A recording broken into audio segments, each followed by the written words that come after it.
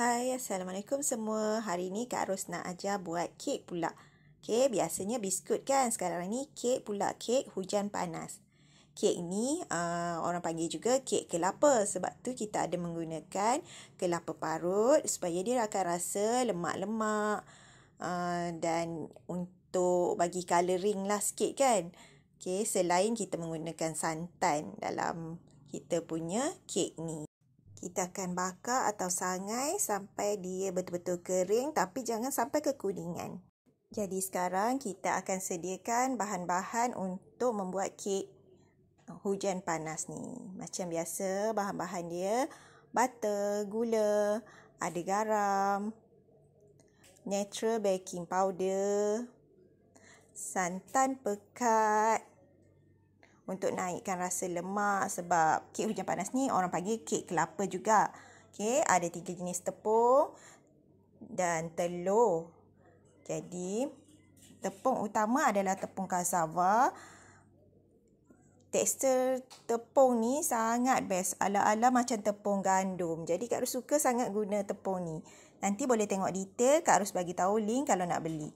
Okey, yang ini kelapa parut yang dah dikeringkan tadi dan letak pewarna. Pewarna-pewarna ni Kak Ros beli dekat Shopee saja.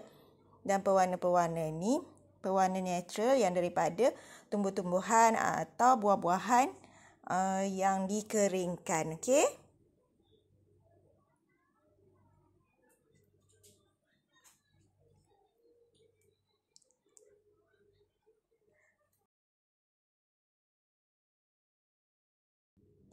Okey, langkah pertama kita akan mixkan butter, gula dan juga garam. Sampai jadi betul-betul kembang, gebu dan warna dia akan macam memutih sikit lah macam tu. Okey. Gula ni dah kisar bagi halus supaya dia senang untuk kita mixkan nanti dengan butter. Okey. Sebenarnya garam pun Kak Ros dah blend siap-siap bagi jadi halus. Kalau yang kita beli tu walaupun garam halus, dia tak betul-betul halus betul. Jadi Kak Ros suka blend semua-semua ni supaya senang. Akan lebih mesra lah maksudnya semua bahan-bahan ni.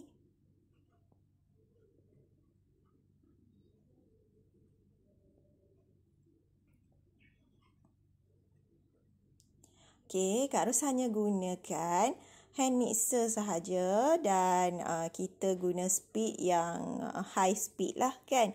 Yang paling maksimum supaya kita punya butter ni akan jadi betul-betul gebu.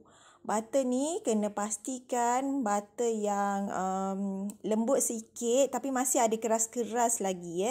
Untuk penggunaan pure butter ni, butter asli, tak digalakkan menggunakan butter yang dah agak lembik.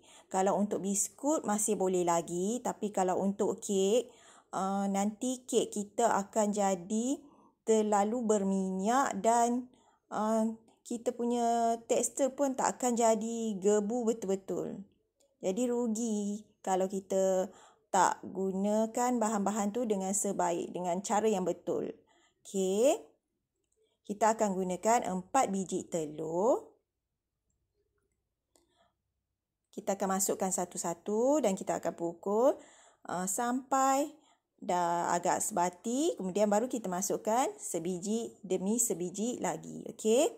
Pastikan telur yang kita gunakan adalah telur yang segar dan masih baru maksudnya ya.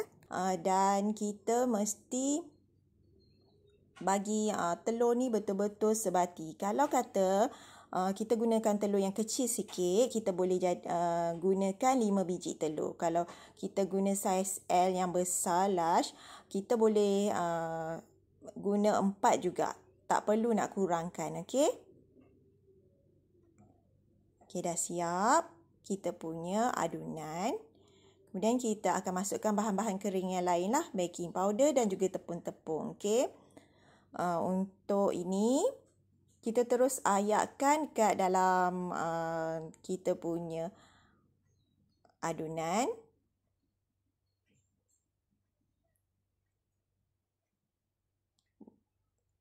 Kak Ros campurkan baking powder dan juga tepung ubi kayu dulu.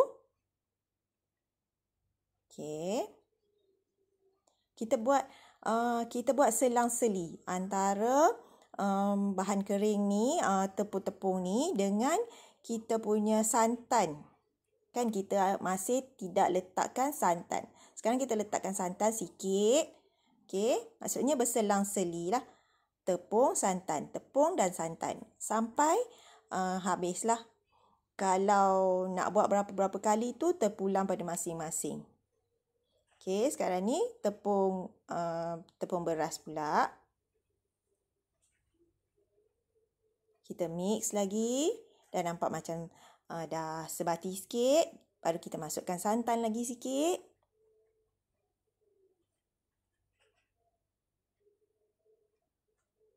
Okey, tepung terakhir. Cassava flour ni. Mungkin kita boleh letak setengah-setengah. Sebab tepung cassava ni agak banyak kan. Jadi kita tak payah nak ayak sampai semua. Okey.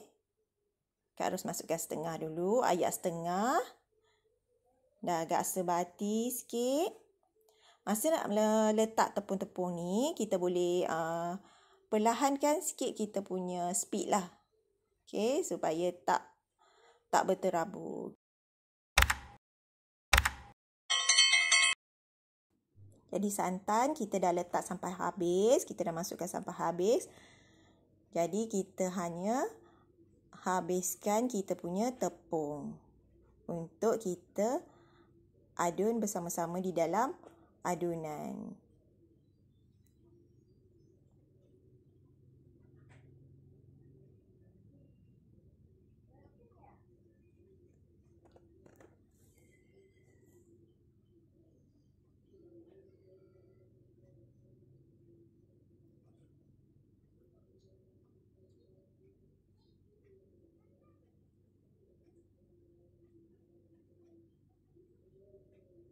Mix sampai betul-betul sebati. Okey, tapi jangan terlalu lama sangat. Nanti adunan kita dah kurang gebu sebab terlalu cair. Okey.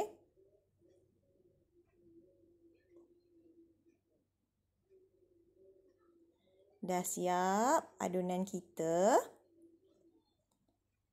Kita kaut tepi-tepi dia dululah kan. Yang ini baki-baki butter kita tadi tu. Kak Ros selalu guna baki butter tu je. Kan? Dekat tepi-tepi bekas butter tu, kita ambil dan kita sapu dekat kita punya acuan. Boleh lapik dengan baking paper. Boleh, tak nak lapik pun boleh. Terpulang pada masing-masing.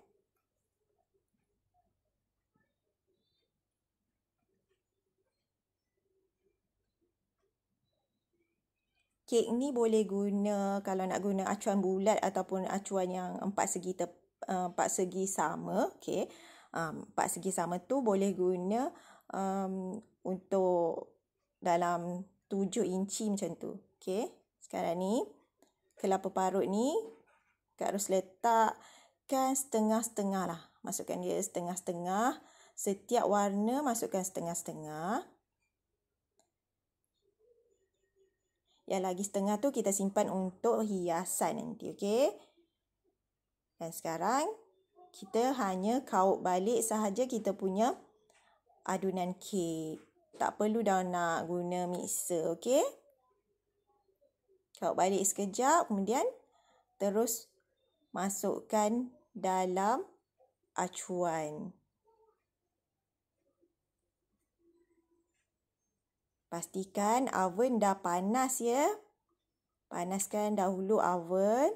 Kita akan guna untuk bakar suhu 170 atau 175 dalam lebih kurang setengah jam Kak Ros masaklah. Itu ikut oven masing-masing. Okey.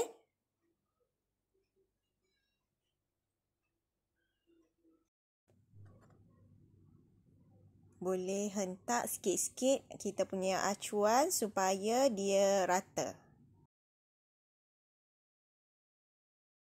Dah siap kek kita. Dah masak. Nak keluarkan, sisip sahaja tepi-tepi kek tu. Kemudian terbalikkan. Kita boleh sejukkan dulu atas redai. Kemudian barulah kita boleh potong ya. Baru potong tu akan cantik lah. Yang baking paper tadi kita tanggalkan biasa. Macam tu saja, okey. Kek ni Kak Ros sapu sikit butter atas dia. Sebab Kak Ros nak hias dengan kelapa kering yang diwarnakan tadi, yang baki tu kan. Jadi hiaskan guna kelapa kering ni bagi nampak cantik sikit lah kan. Okey. Tak nak letak pun tak apa, letak pun tak apa. Terpulang pada masing-masing lah.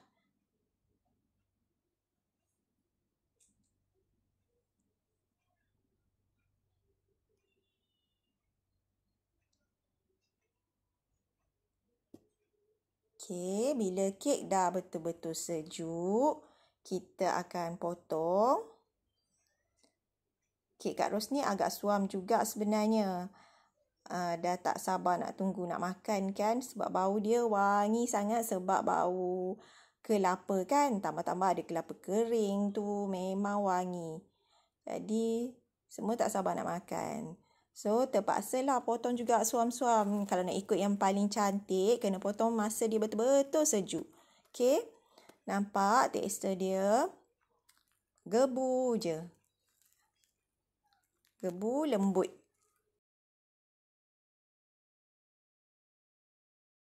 Nampak kan? Picit-picit pun lembut saja. Okey, jom kita buat. Selamat mencuba. Terima kasih kerana sudi menonton.